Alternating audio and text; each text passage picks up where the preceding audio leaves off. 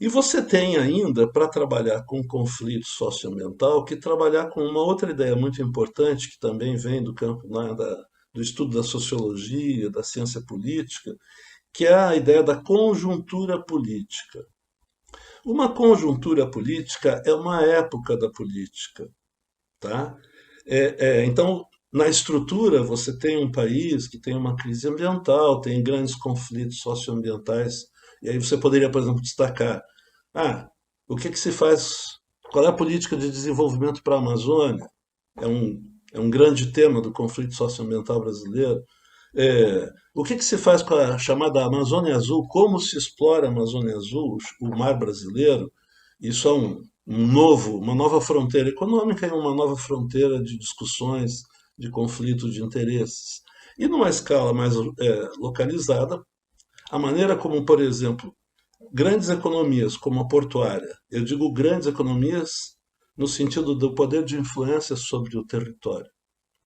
Então, a economia portuária, ela tem uma influência abrangente sobre os territórios à sua volta, né? O professor Barragan, é um nome de referência do gerenciamento costeiro, muito bem destaca esse papel dos portos na estruturação.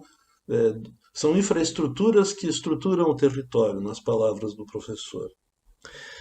Então, obviamente, isso vai provocar disputas, mas para a gente lidar com essas disputas, conseguir ter alguma intervenção, no caso, esse projeto se propõe a fazer consultas aos diferentes atores para ver que propostas podem surgir de melhorar os projetos futuros, pensando nessa equação atividade econômica, alteração do ambiente e interferência de umas economias sobre as demais, nas formas como essas diferentes economias, as diferentes simbologias, os modos de vida de uma maneira ampla, como eles aproveitam esses recursos.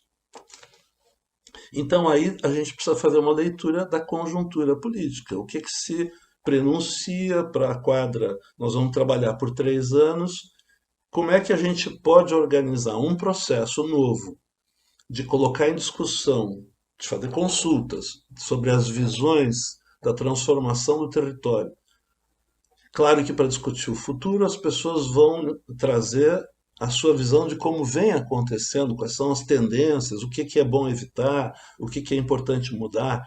É, então, para a gente criar um processo interativo que seja produtivo, que tenha uma boa resposta e que também contamine, no bom sentido, a sociedade envoltória para que todos, no mínimo, se interessem em acompanhar. E, se possível, acompanhem mais de perto, de alguma maneira, que essa é a ideia da estratégia global do projeto que nós estamos trabalhando, né?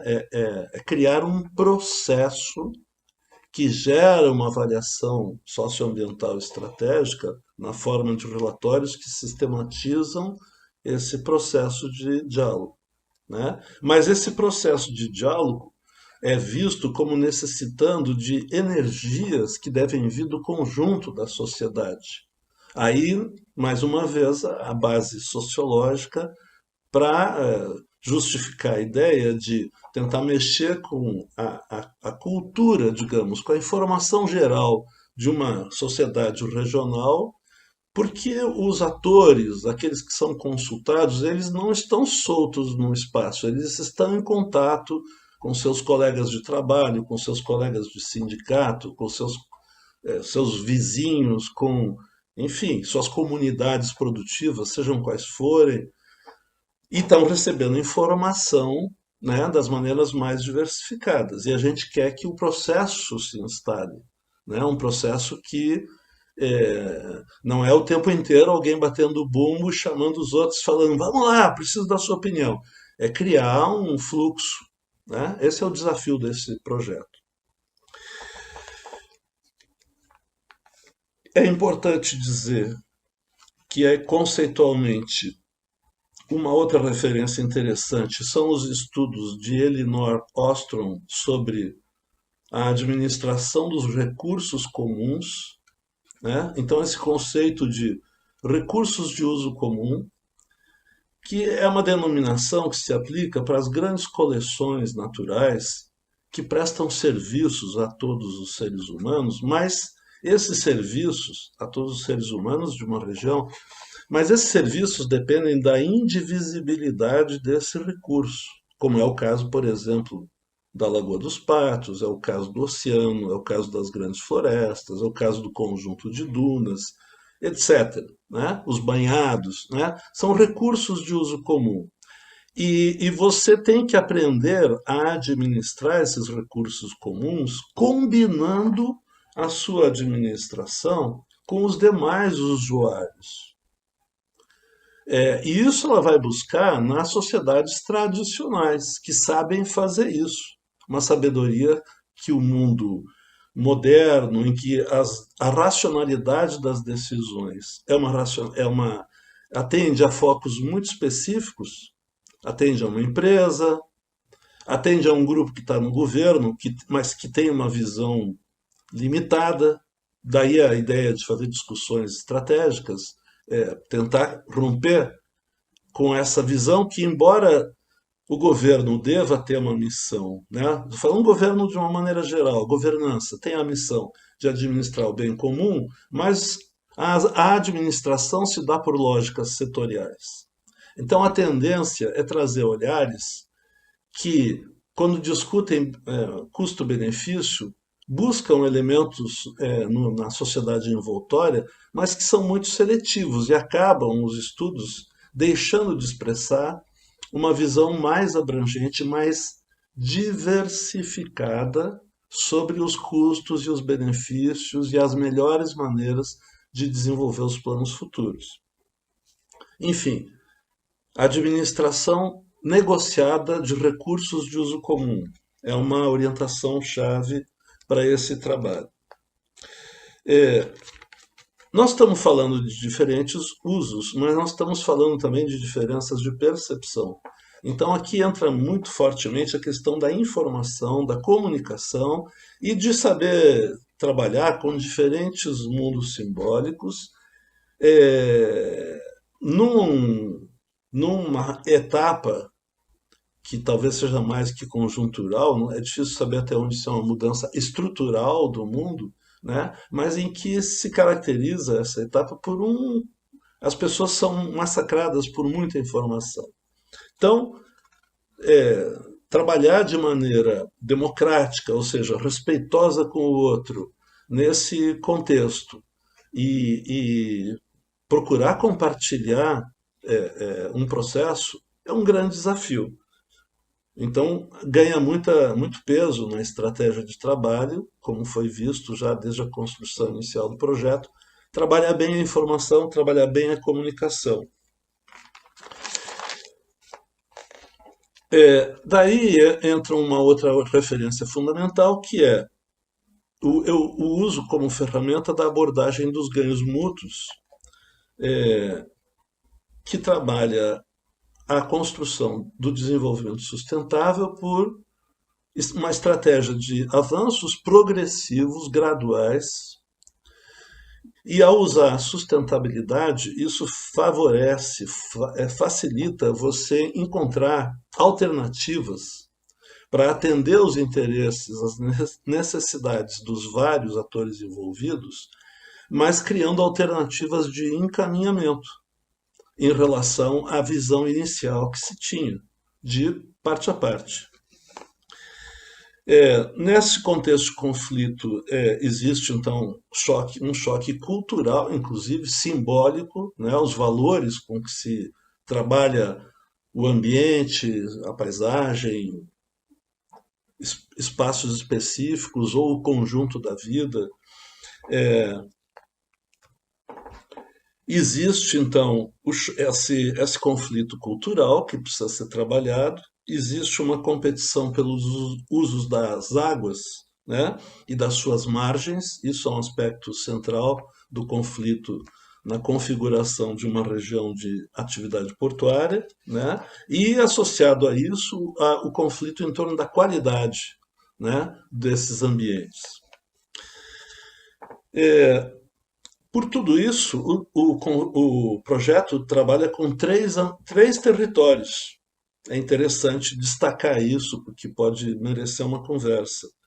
Um território administrativo é a área da poligonal portuária e do distrito industrial, onde haverá os reflexos de implantação de novos procedimentos, novas orientações, etc., aplicadas ali, porque aqui essa é a atividade que está, digamos, é o ator inicial que faz que tem um uso estratégico para as respostas a serem construídas pelo processo que nós iremos construir.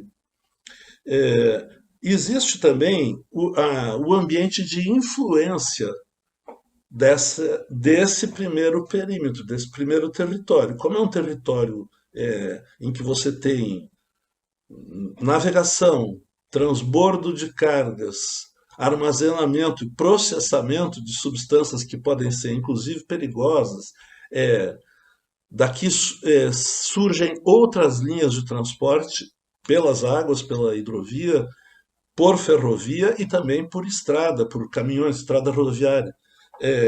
Então tem todo um ambiente de influência em que, por exemplo, o risco ambiental associado às operações portuárias ele pode ter consequências que chegam bem longe.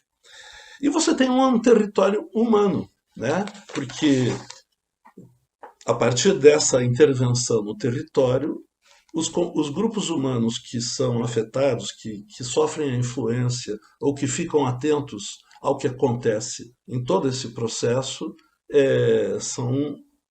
podem ir longe, mas que a gente delimitou como as 3 cidades. Isso o território humano. Especialmente Rio Grande e São José do Norte, né? Mas esse interesse humano, se chegar a Pelotas, não vai ser uma surpresa.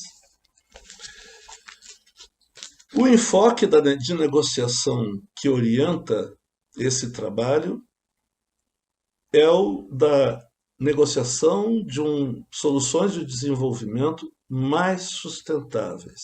E essa é a proposta de trabalho do laboratório que está sendo construído em paralelo, né, a esse projeto, que é o LABECO, Laboratório de Ensino e Extensão em Ecodesenvolvimento, considerando o ecodesenvolvimento como referência o pensamento de Inácio Sachs.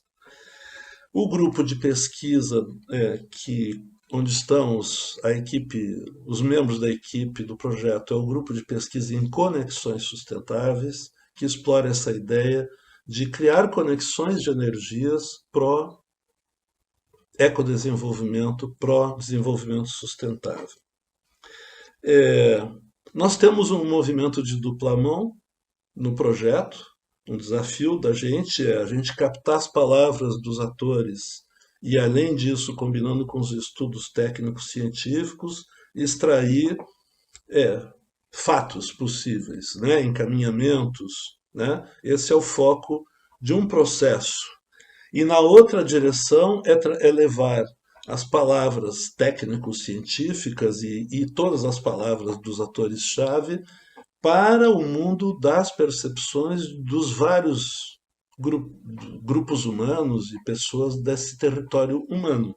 Né? E para isso, então, essa estratégia de tentar combinar a linguagem das palavras com a linguagem de tocar instrumentos, cantar, fazer arte pintada, fazer escultura, fazer poesia, fotografar, filmar, enfim, sempre tentando comunicar a orientação do projeto.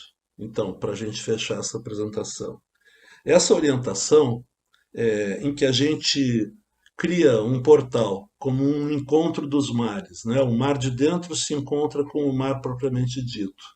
E a gente quer ver se junta as águas dos atores, digamos, de uma grande operação econômica e os atores dessa região, né? Os atores, inclusive, aqueles que são mais colados na natureza. E a base para a gente fazer um processo verdadeiro, rico e que possa progredir é o respeito pela diversidade.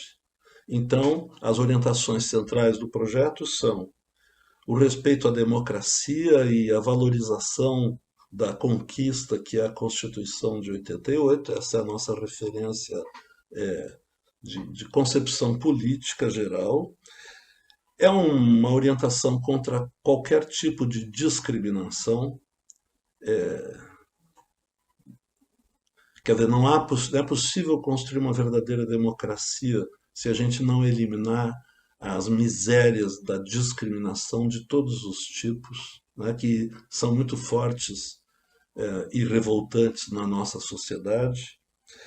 O respeito e a valorização da diversidade humana que caracteriza, diria Gilberto Gil, a raça humana, que caracteriza o Brasil, sua população, né? E da diversidade da vida em geral. Quer dizer, são coisas inseparáveis. Né? O respeito pela vida é um valor que, entre os humanos, precisa ser um respeito pela diversidade cultural, pelas diferentes identidades. E um valor orientador básico que é o da tolerância. Né? A riqueza está em ouvir o outro, em saber ouvir o outro. Né? Então, o desafio da gente é construir um ambiente em que a gente traga todas as discussões possíveis, as propostas possíveis, e evite e não deixe se instalar a agressividade. Né? Aqui é o espaço do convívio, da diversidade. Muito obrigado.